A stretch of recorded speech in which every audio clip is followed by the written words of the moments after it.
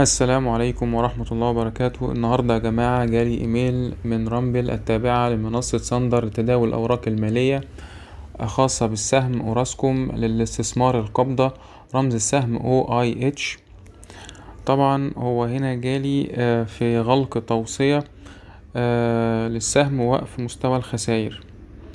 طبعا هنبص هنا على السهم. هو جابلي ان الحالة مغلقة الاداء -8.5%. مدة التوصية 7 ايام، يعني هو نزل 8.5% في 7 ايام. سعر الاغلاق 43 قرش. طبعا احنا هنبص على التوصية كلها.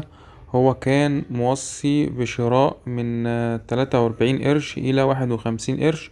السعر المستهدف 65 قرش. وقف الخسائر 39 قرش ونص. طبعا جه في مستوى او جه في 28 فبراير جه رفع مستوى الخسائر الى 43 قرش. وجه في 3 مارس جه عمل وقف الخسائر بخسائر قدرها -8%.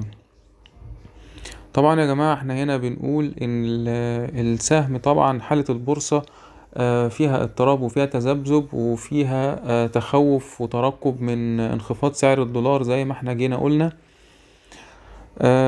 فالسهم او مجموعة البورصة عموما، سواء AGX 30 او 70 او 100، الاسهم دي كلها يعني حتى لما بتزيد او بتدي علامات خضراء فهي بتطلع بحاجات بسيطة، 0.5%، 0.25%، اقل من 1%.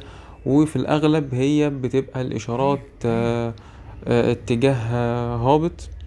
فنخلي بالنا الفترة اللي جاية دي يا جماعة، وبلاش نشتري.